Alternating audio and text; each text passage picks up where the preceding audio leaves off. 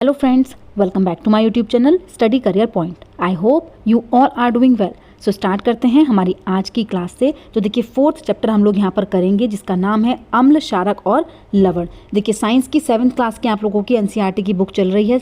6th class में आप लोगों की कंप्लीट करा चुकी हूँ, ठीक है। 7th क्लास में देखिए फर्स्ट, सेकंड और थर्ड चैप्टर मैंने आप लोगों को करा दिए हैं। आज की क्लास में हम लोग 4th और 5th चैप्टर इस क्लास में करेंगे। और देखिए दोनों ही चैप्टर जो है वो बहुत ज़्यादा इंपॉर्टेंट हैं। 2 से 3 क्वेश्चंस यहाँ से हमेशा आप लोगों से पूछे जाते हैं, चाहे वो अम्ल, क्षारक और लवण हो। और जो 5th चैप्टर आपका है वो है रासायनिक परिवर्तन और भौतिक परिवर्तन। तो देखिए रासायनिक परिवर्तन और भौतिक परिवर्तन से भी क्वेश्चन हमेशा पूछे जाते हैं, ठीक है। तो दोनों ही चैप्टर काफ़ी इंपॉर्टेंट हो जाते हैं एग्जाम के लिए। स्टार्ट करते हैं हमारे फर्स्ट जो यहाँ पर चैप्टर है 4th चैप्टर से। अम्ल क्या होते हैं? तो देखिए अम्ल किसको कहा जाता है, अम्ल या फिर एसिड क्या होते हैं? तो देखिए दही, नींबू का रस, संतरे का रस और सिरके का स्वाद खट्टा होता है। इनको खट्टा करने वाले पदार्थ जो होते हैं वो क्या होते हैं? अम्ल या फिर एसिड होते हैं। इन पदार्थों की रासायनिक प्रकृति अम्लीय होती है। इन पदार्थों में पाए जाने वाला अम्ल जो होता है वो क्या होता है? प्राकृतिक अम्ल होता है, नेचुरल होता है, ठीक है। तो इन पदार्थों में जो भी अम्ल पाए जाते हैं वो क्या होते हैं? वो प्राकृतिक होते हैं। नेक्स्ट पॉइंट देखिए, हम देखें यहाँ पर क्षारक। क्षारक किसको कहा जाता है? तो देखिए ऐसे पदार्थ होते हैं क्षारक जिनका स्वाद जो होता है वो क्या होता है? कड़वा होता है। और जो स्पर्श करने पर साबुन जैसे लगते हैं उनको हम क्या कहते हैं? क्षारक कहते हैं। जैसे खाने का सोडा हो गया, साबुन, ये क्या है? ये एग्जाम्पल हैं क्षारक की, ठीक है। इन पदार्थों की जो प्रकृति होती है वो क्या होती है? क्षारकीय होती है। जो अम्ल होते हैं, ठीक है, एसिड होते हैं, उनकी प्रकृति होती है अम्लीय। और जो क्षार होते हैं उनकी प्रकृति होती है क्षारकीय। नेक्स्ट पॉइंट देखिए यहाँ पर है सूचक। सूचक किनको कहा जाता है? तो देखिए सूचक जो होते हैं वो क्या होते हैं? जब हम किसी भी पदार्थ का टेस्ट करते हैं उसकी अम्लीय या फिर क्षारीय प्रकृति जानने के लिए, तब हम सूचक का इस्तेमाल करते हैं। तो देखिए कोई पदार्थ अम्लीय है या फिर क्षारकीय है, इसका परीक्षण करने के लिए विशेष प्रकार के पदार्थों का उपयोग किया जाता है। और ये जो पदार्थ होते हैं वो क्या कहलाते हैं? सूचक कहलाते हैं। सूचकों को जब अम्लीय अथवा क्षारकीय पदार्थयुक्त विलयन में मिलाया जाता है तो इसका जो रंग है वो क्या हो जाता है? बदल जाता है। जैसे हम लोग बात करें हल्दी, लिटमस, गुड़हल की पंखुड़ियाँ आदि, ये क्या है? कुछ प्राकृतिक रूप में पाए जाने वाले सूचक हैं। तो देखिए ये क्वेश्चन पूछा भी जाता है, प्राकृतिक रूप में पाए जाने वाले सूचक कौन से होते हैं? तो देखिए हल्दी, लिटमस, गुड़हल की पंखुड़ी जो होती है ये क्या होते हैं? ये होते हैं आपके प्राकृतिक सूचक। नेक्स्ट पॉइंट देखते हैं यहाँ पर। अब देखिए यहाँ से आप लोगों का क्वेश्चन पूछा जाता है, चाहे कॉम्पिटिटिव एग्जाम है वहाँ पर भी यहाँ से रिलेटेड आप लोगों से क्वेश्चन पूछे जाते हैं। आने वाली वैकेंसी जो आप लोगों की होने वाली है, ठीक है, वहाँ पर भी यहाँ से क्वेश्चन आप लोगों से पूछे जाते हैं, ठीक है। अब देखिए फर्स्ट पॉइंट यहाँ पर दिया गया है। देखिए अम्ल का नाम है और कौन सी चीज़ में कौन सा अम्ल पाया जाता है ये यहाँ पर बताया गया है। देखिए सिरके की अगर हम लोग बात करें तो सिरके में कौन सा अम्ल पाया जाता है? एसिटिक अम्ल पाया जाता है। चींटी के डंक में कौन सा पाया जाता है? फॉर्मिक अम्ल पाया जाता है। देखिए ये क्वेश्चन मल्टीपल टाइम पूछा गया है। चींटी का जो डंक होता है उसमें कौन सा अम्ल पाया जाता है? फॉर्मिक अम्ल होता है। नींबू कुल के सिट्रस फल जैसे संतरा, नींबू आदि जो होते हैं इनमें क्या पाया जाता है? साइट्रिक अम्ल पाया जाता है, ठीक है। नेक्स्ट देखिए दही, दही में लैक्टिक अम्ल होता है। इसके अलावा जो पालक होते हैं, जो हरी सब्जियां होती हैं, इसमें क्या होता है? ऑक्जेलिक अम्ल होता है, ठीक है। आंवला, सिट्रस फल, इनमें होता है एक्सकॉर्बिक विटामिन सी, ठीक है। तो देखिए यहाँ पर क्या थी? ये अम्लों की है। इसके अलावा देखिए जो टार्ट्रिक अम्ल है, टार्ट्रिक अम्ल जो है वो किस में पाया जाता है? इमली, अंगूर, कच्चे आम, देखिए इनमें कौन सा अम्ल होता है? टार्ट्रिक अम्ल होता है, ठीक है। तो देखिए ये क्या है? आपके अम्लों के प्रकार हैं कि कौन कौन सा अम्ल जो है वो किस में पाया जाता है। तो ये चीज़ आप लोग एक बार फिर से रिकॉल कर लेना, ठीक है। नेक्स्ट देखिए यहाँ पर है निम्न में कौन सा क्षारक पाया जाता है? तो देखिए किसमें कौन सा क्षारक पाया जाता है? चूने के पानी की अगर हम लोग बात करें तो देखिए चूने के पानी में कैल्शियम हाइड्रोक्साइड होता है। खिड़की के कांच आदि साफ करने के लिए जो उपयुक्त मार्जक होता है वो होता है अमोनियम हाइड्रोक्साइड। साबुन में कौन सा पाया जाता है? तो देखिए साबुन में सोडियम हाइड्रोक्साइड भी पाया जाता है और पोटेशियम हाइड्रोक्साइड भी पाया जाता है। इसके अलावा देखिए सबसे इंपॉर्टेंट हो जाता है आपका मिल्क ऑफ मैग्नीशिया।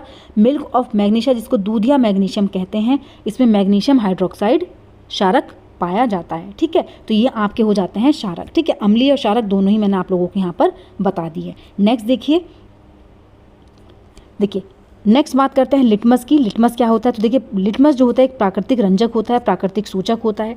लिटमस पत्र जो होता है देखिए ये प्राकृतिक सूचक है और ये जो है लाइकेन नामक पौधे से प्राप्त किया जाता है, ठीक है। जो लिटमस पत्र होता है ये किससे? लाइकेन नाम का एक पौधा होता है, इससे प्राप्त किया जाता है। जो लिटमस पत्र होते हैं ये 2 प्रकार के होते हैं, ठीक है। लिटमस पत्र जो होते हैं 2 प्रकार के होते हैं। अभी 2 प्रकार किस तरीके से होते हैं तो देखिए यहाँ पर ये भी देख लेते हैं। पहला आता है देखिए लाल लिटमस पत्र। लाल लिटमस पत्र कब होता है? तो देखिए जब लिटमस पत्र को अम्लीय विलयन में मिलाया जाता है तो यह लाल हो जाता है। देखिए जब बात करते हैं हम अम्लीय की, जब हम अम्लीय विलयन में इसको मिला रहे हैं तो क्या होगा, जो लिटमस पत्र होगा वो कैसा हो जाएगा, लाल हो जाएगा। जब हम इसको क्षारकीय विलयन में मिलाते हैं तो कैसा हो जाता है, क्षारकीय विलयन में मिलाने पर ये नीला लिटमस हो जाता है। ठीक है, नीला हो जाता है। तो देखिए दो प्रकृति हैं इसकी, लाल लिटमस और नीला लिटमस। जब भी लिटमस पत्र को किसी अम्लीय विलयन में, अम्लीय आप लोगों को मैंने ऊपर बता दिए हैं कौन कौन से होते हैं, ठीक है, अम्लीय विलयन में मिलाया जाता है, संतरा हो गया, संतरे के रस में मिलाएंगे, ठीक है, तो यहाँ पर जाके क्या होगा, ये लाल पत्र देगा, ठीक है, लाल कलर देगा।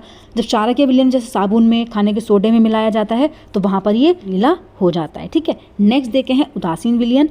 उदासीन विलयन किसको कहा जाता है? तो देखिए उदासीन विलयन ऐसे विलयन होते हैं जो लाल अथवा नीले लिटमस पत्र के रंग को परिवर्तित नहीं करते हैं, उदासीन विलयन कहलाते हैं। मतलब यहाँ पर क्या होगा कि जो लाल और नीले लिटमस पत्र होते हैं इनको क्या करते हैं, ये परावर्तित नहीं करते हैं, इसीलिए इनको उदासीन विलयन कहा जाता है। ऐसे पदार्थ ना तो अम्लीय होते हैं और ना ही क्षारकीय होते हैं। ठीक है, नेक्स्ट पॉइंट यहाँ पर है, देखिए उदासीनीकरण। उदासीनीकरण क्या होता है? तो देखिए किसी अम्ल और किसी क्षारक के बीच होने वाली अभिक्रिया उदासीनीकरण कहलाती है। देखिए किसी भी अम्ल या फिर क्षार के बीच में जो अभिक्रिया होती है उसको कहते हैं उदासीनीकरण। वह अभिक्रिया जिसमें अम्ल अथवा क्षारक मिलकर एक दूसरे के प्रभाव को समाप्त कर देते हैं, उदासीन कहलाते हैं। ठीक है, मतलब उदासीन कर देते हैं, क्या कहलाते हैं, उदासीनीकरण कहलाते हैं। तो देखिए वह अभिक्रिया जिसमें अम्ल और क्षारक मिलकर के क्या करते हैं, एक दूसरे के प्रभाव को समाप्त कर देते हैं, इसको उदासीनीकरण कहा जाता है। नेक्स्ट पॉइंट है, देखिए यहाँ पर जब चूने के पानी में तनु सल्फ्यूरिक अम्ल मिलाया जाता है जिससे कैल्शियम सल्फाइड, जल और ऊष्मा निकलती है, उदासीनीकरण अभिक्रिया से एक नया पदार्थ उत्पन्न होता है जिसे लवण कहा जाता है। देखिए लवण किसको कहते हैं? तो जब उदासीकरण जो अभिक्रिया है वो होती है तो उसमें एक नया पदार्थ बनता है जिस पदार्थ को क्या कहते हैं, लवण कहते हैं। लवण अम्लीय, क्षारकीय और उदासीन प्रकृति के होते हैं। ठीक है, नेक्स्ट पॉइंट पर चलते हैं। देखिए जितना भी कंटेंट 4 चैप्टर का था वो सारा मैंने आप लोगों को कवर करा दिया है। अम्ल, क्षारक, कौन सी चीज़ में कौन सा अम्ल पाया जाता है, ठीक है, ये सारे पॉइंट्स आप लोगों को मैंने कवर करा दिए हैं। जितना भी देखिए एनसीईआरटी पे आप लोगों को फोकस करना है, ये नहीं कि कितना कंटेंट आप लोगों को भरना है, ज़्यादा नहीं भरना है, सिर्फ आप लोगों को जो भी एनसीईआरटी में दिया गया है, थोड़ा ज़्यादा जितना भी दिया गया है वो चीज़ आप लोगों को पढ़नी है। ठीक है, तो जितना भी एनसीईआरटी का है वो मैं आप लोगों को कंप्लीट कवर करा रही हूँ, उसमें से कुछ भी चीज़ आप लोगों की नहीं छुटी हुई है। जितना भी इंपॉर्टेंट पोर्शन आप लोगों का है मैं सारा आप लोगों को कवर करा रही हूँ। ठीक है, अब देखिए जो नेक्स्ट चैप्टर यहाँ पर है वो है भौतिक एवं रासायनिक परिवर्तन। 5th चैप्टर है। देखिए यहाँ से भी आप लोगों का क्वेश्चन एग्जाम में पूछा जाता है। फर्स्ट देख लेते हैं भौतिक परिवर्तन किसको कहते हैं। तो देखिए भौतिक परिवर्तन क्या होते हैं? वह परिवर्तन जिनमें किसी पदार्थ के भौतिक गुणों में परिवर्तन होता है। देखिए भौतिक गुणों में परिवर्तन होता है उसको हम कहते हैं भौतिक परिवर्तन। भौतिक परिवर्तन उत्क्रमणीय होता है, ऐसे परिवर्तन में कोई नया पदार्थ नहीं बनता। देखिए जो रासायनिक परिवर्तन होते हैं वहाँ पर एक नया पदार्थ बनता है, लेकिन यहाँ पर जो भौतिक परिवर्तन होते हैं इनमें कोई भी नया पदार्थ नहीं बनता, इसलिए ये क्या होते हैं, उत्क्रमणीय होते हैं। भौतिक परिवर्तन से रंग, आकार, आकृति, अवस्था, तापमान, गंध, रूप, बनावट आदि में बदलाव होता है। देखिए इनकी आकृति ज़रूर चेंज हो जाएगी। जैसे अगर हम कागज़ को फाड़ देते हैं, ठीक है, फाड़ने पे क्या होगा कि उसकी आकृति चेंज होगी, लेकिन उसमें कोई भी परिवर्तन नहीं आएगा। ठीक है, नया पदार्थ नहीं बनेगा, तो ये क्या होगा, ये एक प्रकार का भौतिक परिवर्तन होता है। ठीक है, नेक्स्ट देखिए यहाँ पर है, जैसे हम लोग यहाँ पर देखिए बात करें एग्जाम्पल की, पानी को उबालकर वाष्प बनना जो है वो भौतिक परिवर्तन है। पानी को बर्फ में बदलना भी भौतिक परिवर्तन है। तौलिए में पानी सुखाना ये भी भौतिक परिवर्तन है। कागज़ का टुकड़ा फाड़ना ये भी भौतिक परिवर्तन है। चीनी को पानी में घोलना, मोम का पिघलना, ये क्या है, ये भौतिक परिवर्तन है। यहाँ पर कोई भी नया पदार्थ नहीं बनता है। ठीक है, नेक्स्ट देखिए यहाँ पर है रासायनिक परिवर्तन। रासायनिक परिवर्तन किसको कहा जाता है? तो देखिए वह परिवर्तन जिनमें एक या एक से अधिक नए पदार्थ बनते हैं रासायनिक परिवर्तन कहलाते हैं। रासायनिक परिवर्तन हमारे जीवन में अत्यधिक महत्वपूर्ण है। सभी नए पदार्थ रासायनिक परिवर्तनों के परिणाम स्वरूप ही बनते हैं। जैसे अगर हम लोग बात करें, हमारे जो स्टमक है उसमें भोजन का जो पाचन होता है वो भी रासायनिक परिवर्तन के कारण होता है। फलों का पकना भी रासायनिक परिवर्तन है। अंगूरों का किण्वन भी रासायनिक परिवर्तन है। ये जो एग्जाम्पल हैं किसके हैं, ये रासायनिक परिवर्तनों के भी एग्जाम्पल हैं। ठीक है, तो रासायनिक परिवर्तन क्या होता है, जिसमें एक नया पदार्थ बनता है, एक या एक से अधिक नए पदार्थ बनते हैं। नेक्स्ट देखिए यहाँ पर है कोयला, लकड़ी अथवा पत्तियों का जलना एक रासायनिक परिवर्तन है, क्योंकि देखिए जब हम लकड़ी को जलाते हैं तो हम लोगों को राख मिलती है। ठीक है, क्योंकि जलने पर सदैव ऊष्मा का उत्पादन होता है। किसी भी पदार्थ का जलना सदैव रासायनिक परिवर्तन है, इसके अलावा परिवर्तन अपरिवर्तनीय है। ठीक है, तो देखिए जो रासायनिक परिवर्तन होता है ये क्या होता है, कोई भी पदार्थ अगर हम लोग जलाएंगे तो किसी भी पदार्थ का जो जलना होगा वो हमेशा रासायनिक परिवर्तन में ही आता है। ठीक है, तो आप लोगों से एग्जाम्पल के थ्रू पूछा जाता है कि इनमें से कौन सा है जो रासायनिक परिवर्तन है। तो देखिए जहाँ पर भी चीज़ों को जलाया जाएगा, पदार्थों को जलाया जाएगा, वहाँ पर क्या होगा, वहाँ पर आप लोगों का रासायनिक परिवर्तन ही होगा। नेक्स्ट है देखिए लोहे में जंग लगना।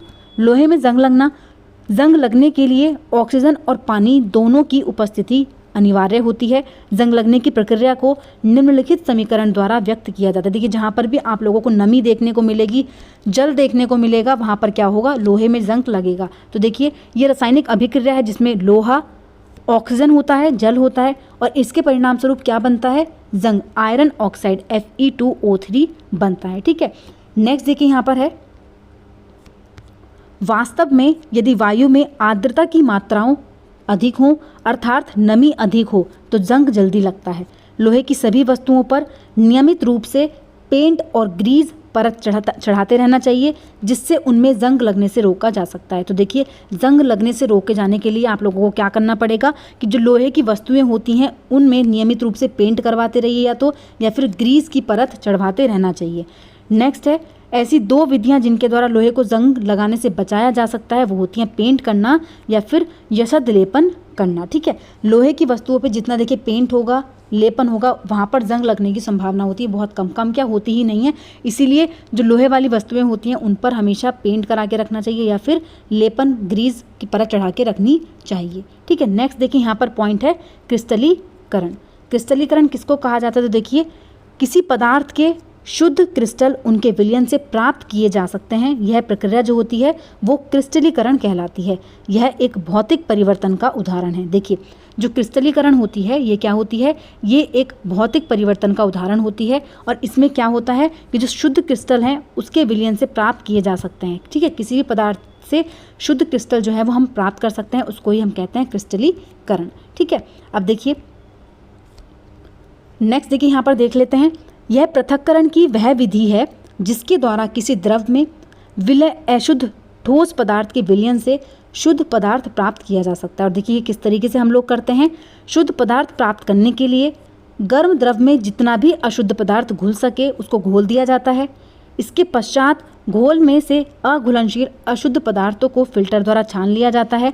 अब संतृप्त गर्म घोल को ठंडा करने पर शुद्ध ठोस पदार्थ के क्रिस्टल प्राप्त हो जाते हैं। तो देखिए इसी प्रक्रिया को हम क्या कहते हैं, क्रिस्टलीकरण कहते हैं। तो देखिए जो दोनों चैप्टर आप लोगों के थे, रासायनिक परिवर्तन, भौतिक परिवर्तन, इसके अलावा अम्ल, क्षारक और लवण, ठीक है, यहाँ से जितने भी आप लोगों के पॉइंट्स थे वो मैंने सारे आप लोगों को कवर करा दिए हैं।